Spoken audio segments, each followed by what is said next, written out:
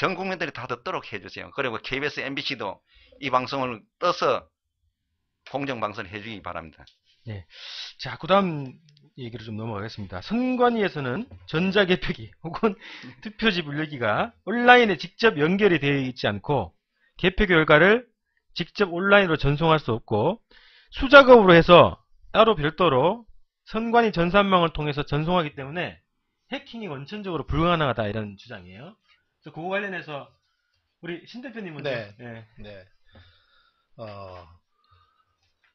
온라인으로 연결되어 있지 않으면 컴퓨터를 왜 씁니까? 우선 그거부터 물어봐야 되겠어요. 온라인으로 연결되지 않으니까 컴퓨터 왜 씁니까? 노트북 썼다 그러는데 어느 분 사실 뭐 여기 지금 나온 우리 한 위원장님이나 김필원 위원장님이나 저까지 포함해서 고발을 했더라고요. 저 보수단체에서. 예. 예. 그런데 이제 전혀 현장에 온라인으로 연결되어 있지 않더라는 거예요. 그 저 내용을 얼핏 제가 보도 내용을 보니까 무선랜은 모르는가 봐요. 이게 증명이 더 좋습니다. 이게 케이블이 연결되어 있어야 연결되는 것이고 무선랜은 그래서 컴퓨터는 통제되지 않으면 왜 씁니까? 그러고요.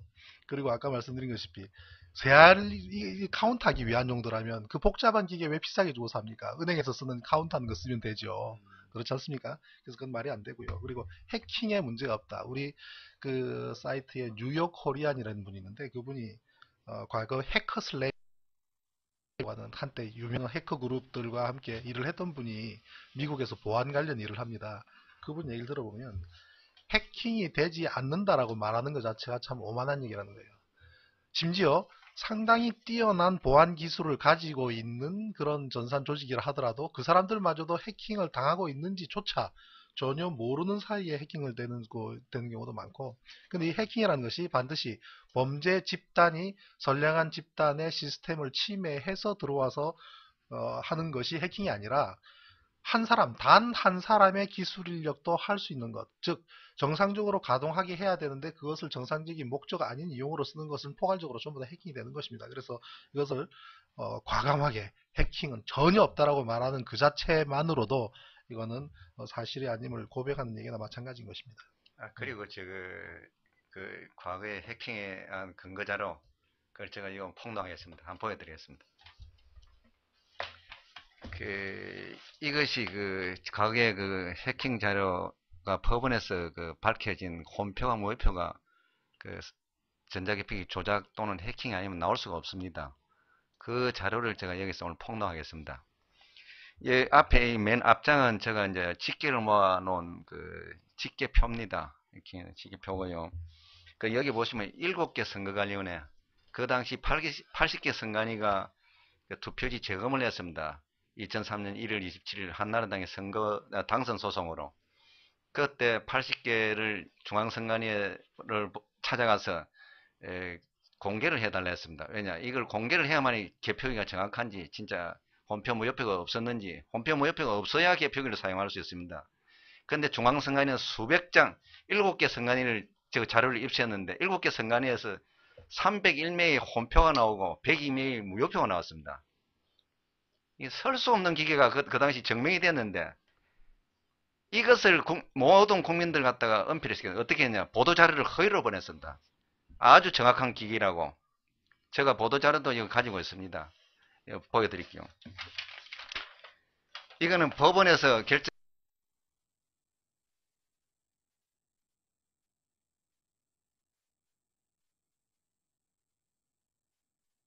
검정 조서입니다. 그 다음 허위로 보도자료 나온 것을 제가 보여드리겠습니다. 홈표, 무효표 나온 결과에 대해서 제대로 공개하지 않고 예, 정확도가 완전히 은폐하고 어떻게 해놨냐면 이거 한번 보여드릴게요. 보면은 개표기를 사용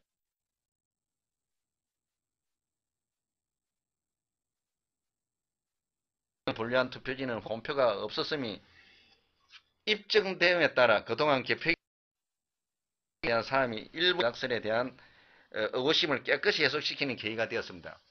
대한민국 언론사들 정신 차리세요. 주권방송 이 방송을 가지고 전부 다 재방송하세요. 제가 지금 방금 입증 자료를 보여드렸지요. 이게 10년 동안에 국민들 전다 속이고 이렇게 은폐해 왔습니다. 이 시간 이후로 이 진실이 이제 밝혀졌으니까 이거에 대해서 이제 의구심을 가지실 필요가 없습니다. 중앙선관위는 10년 전부터 허위 보도 자료를 가지고 언론을 속여오고 했습니다. 언론사 할 말 없어요. 내일부터 할 말 많이 하세요. 자, 혼표 부분에 대해서 한번 말씀을 드릴게요. 이 혼표라는 것이 뭐냐면 박근혜 후보의 표라고 분류된 표 안에 문재인 후보의 표가 들어있다는 겁니다. 자, 그러면 제가 아이패드로 잠깐만 보이실지는 모르겠지만 지금 온라인상에서 문제가 되고 있는 이 혼표를 보면 10장의 문재인 표입니다. 즉 박근혜 후보의 표 안에 10장의 문재인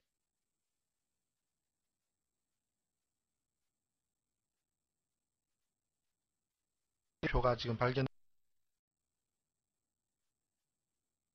장이 찍혀 있습니다. 이게 예를 들면 희미하다든지 하면은 그 문제가 있겠죠. 그렇지만 그게 아니라 명확하고 뚜렷하게 있는데 이 표가 박근혜 후보 표에 들어있다는 것은 무엇을 의미하냐면 이 기계가 만약에 에러라면 이런 기계는 쓰면 안 되는 겁니다. 이거는 센싱을 해서 적어도 하얀 써서는 안 되는 겁니다. 이런 거를 발주한 사람을 징계를 해야 됩니다.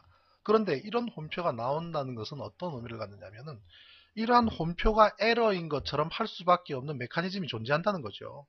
자, 100장 중에 10장 나오면 10%입니다. 10%가 다른 곳으로 이동하게 할 수 있는, 그러면서 이것을 에러인 것처럼 치부할 수 있는 메커니즘이 존재한다는 것. 굉장히 위험한 행위죠. 이런 기계를 왜 씁니까? 이게 무슨 기계입니까? 그죠? 하여튼 그 신상철 대표님 지금 좋은 말씀 하시는데 제가 경험담을 말씀드릴게요. 2002년 6월달 그 지방선거에 처음 전자개표를 상의했습니다. 그때 방금 신상철 대표께서 말씀하신 것처럼 그런 에러가 나왔습니다. 그때 혼표와 무효표가 나와서 제가 어리둥절했습니다. 왜냐, 그 일선에서 그 전자개표를 사용한 직원들이 너무 어렵고 정확하지 않더라. 개수도 문제가 있고 너무 힘들었다. 그래가 제가 이제 관찰하기 시작해 보니까 혼표와 무효표를 발견했어요. 그러니까 2002년 8월 1일 날 전자개표기 그 평가회를 가졌습니다. 그 하루 전날까지 저희 노조에 통보도 하지 않고 해가지고 어떻게 알아가지고 선관위 사무총장에게 강력하게 요구를 해가지고 그 평가위원회에 들어갔습니다. 그 혼표와 무효표를 갖다가 근거를 추적하고 그거 하기 위해서 계속 내가 지적하고 그거 해도 발언권을 주지 않습니다. 맨 마지막에 발언권을 줘가지고 지적하려 하자 그 당시 선거과장